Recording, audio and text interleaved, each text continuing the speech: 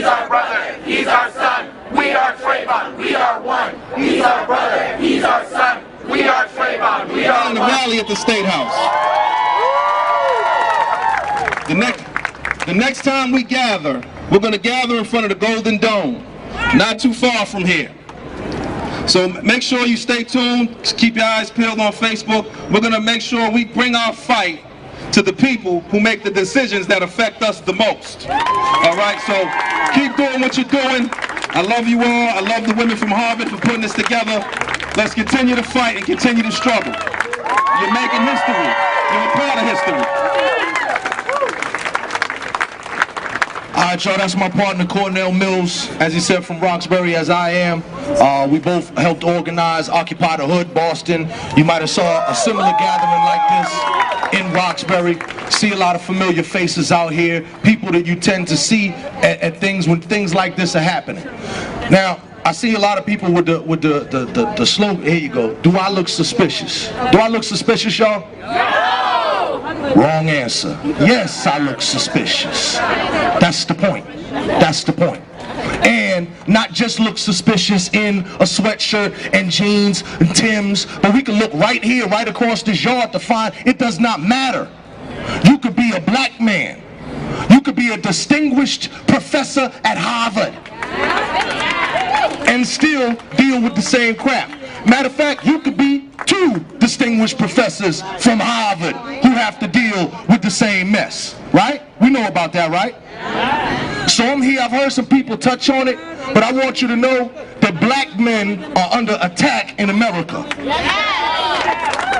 As the man said, Malcolm X said, anywhere south of Canada, you down south. And I'm going to say from Boston to Compton, from Canada to Texas, black men are under attack in America. Now that's not harsh to say, that's not extreme, that's not radical, that's logic. There is evidence that can document these facts, all right? So all we have to do is think a little bit. In my organizational stuff, most often I deal with cases of police brutality. But now, not even a sworn officer who is in his duty has a gun and a badge. But now you could just pin an old tin badge out of the bubblegum machine and deputize yourself and call yourself a captain of a neighborhood watch, and you could gun down an innocent, unarmed black man in this America. We live in a conflicted and contradictory America. Now, what I'm going to tell you this. When we look at these cases all across the country, let's use the example of police brutality. How many times have we heard the young black man get shot by the police? He has, you know, he has keys or a lighter in his hand or a can of iced tea or whatever, right? And this happens all the time. How many of y'all, and I've spoken with a lot of black officers who I work with throughout the state and throughout the country, many of whom have been on the force for 30 and 40 years. I defy you, has anyone ever heard of a case of black officers mistakenly shooting a young white boy?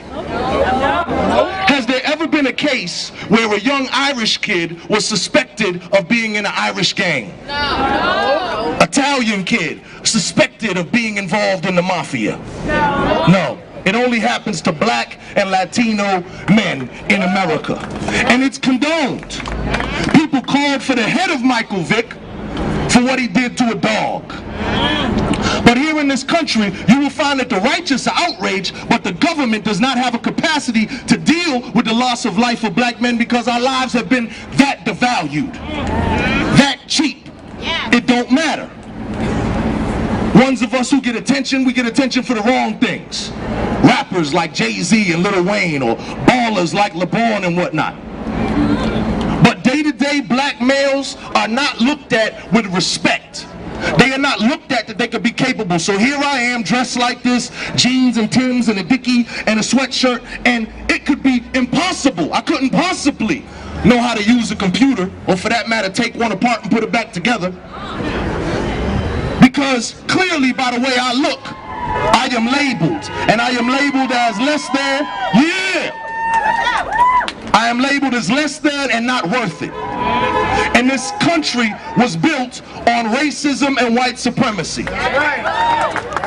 most of us in the revolutionary community, from talking about black nationalism and working with other people, I can tell you that there will never be justice on stolen land. I like to flip the script on things. So when we talk about stuff like this, somebody said, well, what if it was reversed? You can apply that to almost every situation. Look at the immigration debate. How did white people get here? Genocide!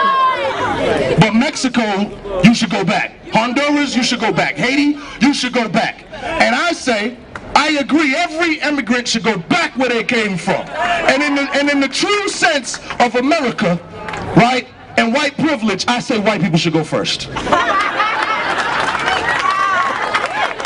And when we look at the ridiculousness and the hypocrisy that happens even in a system with a black president, and they act as if they gave us a black president and now we should just be happy and shut up.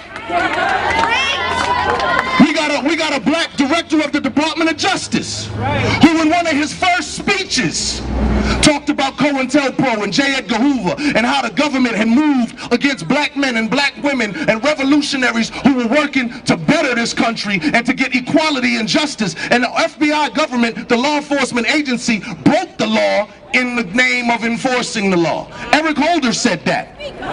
So now here go the contradiction. So why ain't them people out of jail yet? So why ain't them people out of jail yet? If we realize that they were put there on trumped up charges, then why ain't they out? And when we ask these questions about contradictions, we say, why ain't Zimmerman in? If I shot a dog in the street, I would be in the jail now. You break a window, get in the car. What's that crazy actor just threw the cell phone through the window from a reporter, Russell Brand or something? Where they take him? Jail. Broke a window. But kill a black man? I don't know. We got to figure it out. We don't know what the appropriate steps are to take. I don't know. Just give us a little time. We got to figure it out. And I say time is up. This country is headed for major rebellion. And if it truly says that it is about what it says it's about, American dream and peace and liberty and justice and the pursuit of happiness and all that, they better find a way to fix this problem. Because they would rather talk with the talkers than fight with the fighters.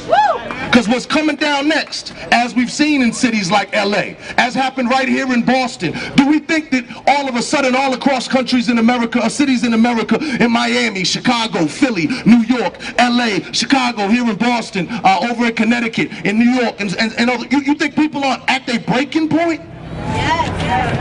How much is too much? When is enough enough? We need to have a list of 100 black men who are dead. Oh, we got that.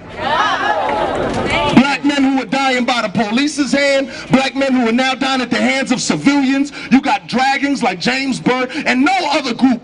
Black men particularly, there is no other group that has dealt with what we've dealt with, from 5,000 lynchings.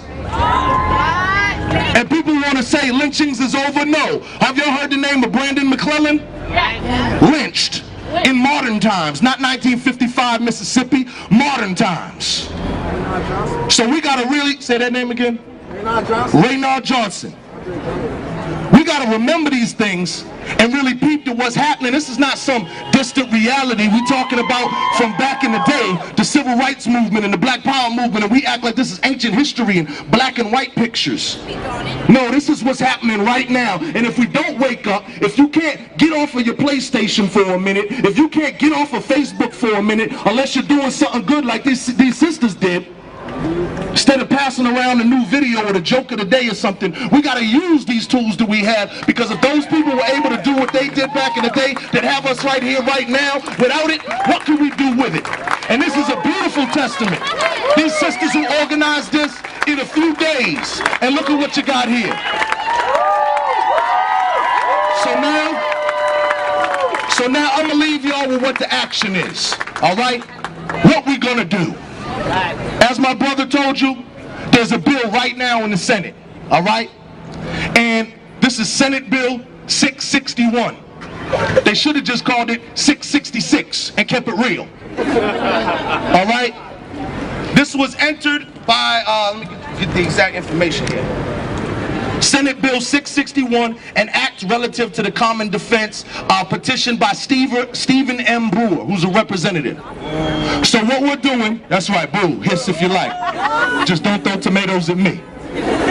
What we're gonna do is we're gonna get with the sisters here. So I want all of y'all to make sure, what's the group? Somebody tell me the group name that you've established on Facebook. Not the event, but the group name. Boston for Justice. Everybody here, go on to Facebook, get on Boston for Justice. Can we all do that? Say yeah. Yeah. All right. So by tonight, how many people are here? 700, 800, 900. So by tonight, I want to see that many. I want to see that many Facebook friends liking this thing, because that's where we're going to pike out the information. What? Twitter. And follow Boston for Justice on Twitter. So Twitter and Facebook, Boston for Justice. All right. And I will send the information there as soon as we organize, and the next time we gather like this, we'll be at the State House, not only in front of the State House just making noise, but we're going to go in the building and make a difference and let these representatives and senators know we don't want no bill like that in Massachusetts.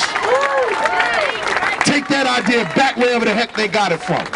So, when we have these cases like this, right here in Massachusetts, people related to or coming through, violent crime, black on black crime, it's all a shame. And what we have to do is use our collective energy so that this is not just a one-time event, a one-off, a runoff.